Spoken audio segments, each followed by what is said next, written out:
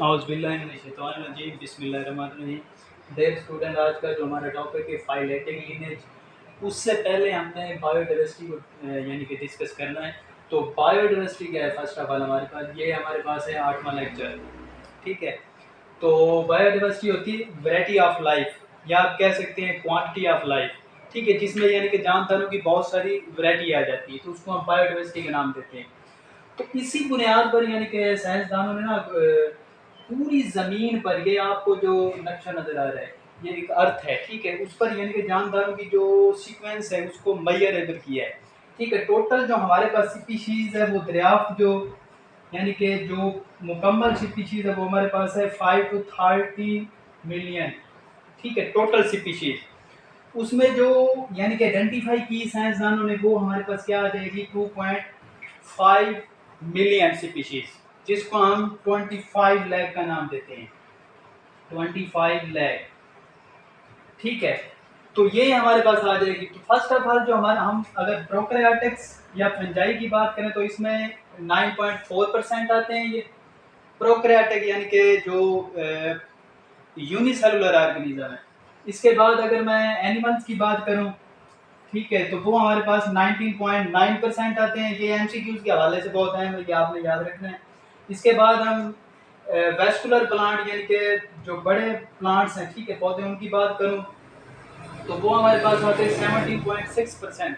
ठीक है, vascular plant जो आते हैं। और जो इंसेक्ट से सबसे ज़्यादा तादाद, वो हमारे पास के 53.1% आते हैं। ठीक है, तो ये आपने एमसीक्यूज के हवाले से याद रखना है, ये एमसीक्यूज में आ सकता है। क्लियर हो गया ये मुकम्मल। तो हमें पता चलता है कि भाई जो लाइफ स्टार्ट है, और भाई लाइफ जो स्टार्ट हो रही है वो प्रोकैरियोटिक से हो रही है। किससे हो रही है? प्रोकैरियोटिक से। और एंड किस पर हो रही है? वास्कुलर प्लांट, मल्टीसेलुलर पर हो रही है, ये एनिमल्स पर हो रही है। ठीक है, तो ये थोड़ा सा इसका यानी कि बायोडाइवर्सिटी का स्केच था। इस सब को हम किसका नाम देंगे? Phyletic lineage. तो आज जो हमने डिस्कस करना है फाइलेटिक लीनेज को करना है। तो ये हम अगर हम इसको डिफाइन करें तो हम कहेंगे दी अनब्रोकन सीरीज। सीरीज एक चेन को कहते हैं, यानी कि लंबी chain. Unbroken series of species from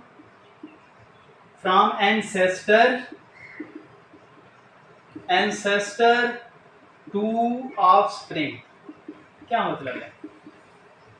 यानी कि एक लंबी चेन, अनब्रोकन, जिसको यानी कि तोड़ा नहीं जा सकता। देखो ना, ये मैं आपके सामने एक लाइन लगा रहा हूं, ये इसमें कोई ब्रेक डाउन नहीं हुई। ठीक है, कोई मैंने इसको कट नहीं किया, ये आपके सामने ये बिल्कुल सीधी है। तो अनब्रोकन चेन यानी कि जानदार एक सीक्वेंस के साथ जा रहे हैं, तरतीब के साथ जा रहे हैं, उसको किसका नाम देंगे हम? फाइलेटिक लीनेज का नाम देंगे। ठीक है, तो इसकी मिसाल में तो मेरे बच्चे फर्स्ट ऑफ ऑल हम फिश को देख लेते हैं। फिश, अब फिश क्या है? ये भाई पानी में रहती है। ठीक है, इसका एनवायरनमेंट क्या है? वाटर एनवायरनमेंट में रहती है। अब फिश जो है ये एंसिस्टर होगी। ठीक है, किसकी होगी भाई एंसिस्टर? एम्फीबियन की। एम्फीबियन की होगी। ठीक है, किसकी होगी? एम्फीबियन की। क्या होगी? एंसिस्टर होगी। अब फिश से ओरिजिनेट मेरे बच्चे क्या हुए? एम्फीबियन।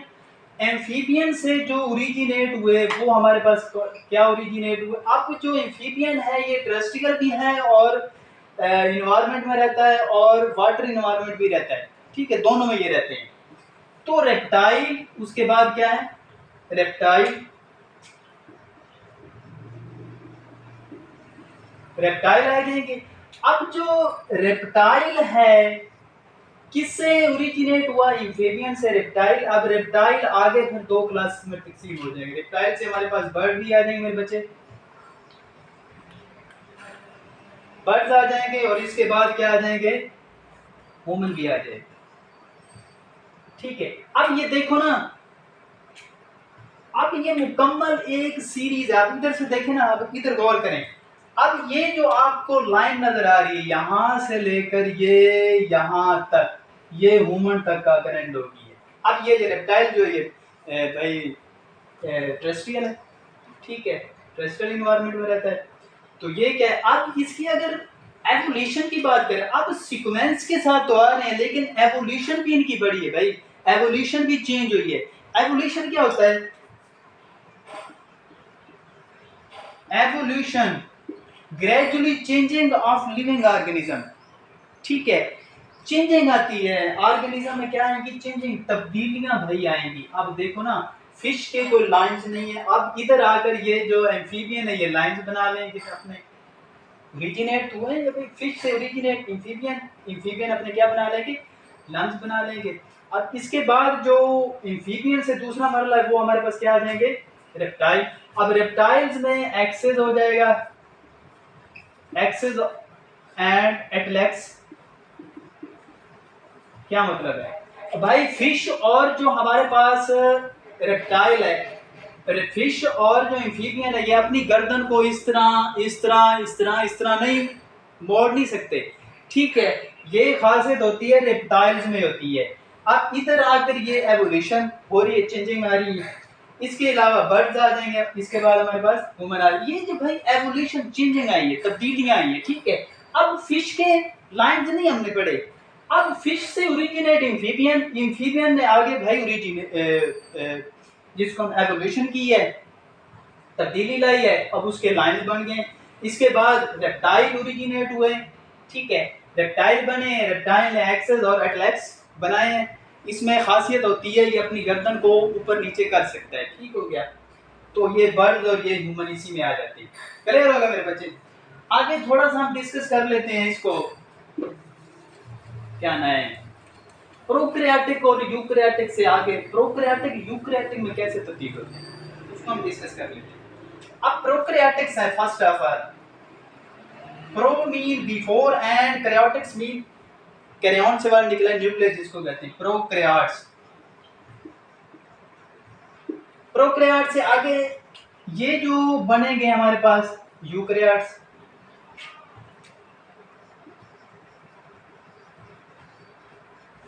क्या बनेंगे? यूकैरियोट्स। अब यूकैरियोट से जो आगे ओरिजिनेट होगा ये प्रोकैरियोट्स मेरे बच्चे, प्रोकैरियोट से आगे क्या बनेंगे? यूकैरियोट्स। अब यूकैरियोट से आगे मेरे बच्चे क्या बनेंगे? हमारे पास मल्टी सेलुलर ऑर्गेनिज्म बनेंगे। क्या बनेंगे? मल्टी सेलुलर ऑर्गेनिज्म, ठीक है। अब मल्टी सेलुलर, अब इसमें इसकी हमने पीछे पढ़े जो फिलेटिक लीनेज जो है, फिश से आगे रेप्टाइल बर्ड्स ह्यूमन तक हम गए, उसमें सीक्वेंस थी, लेकिन इसमें कोई सीक्वेंस नहीं है।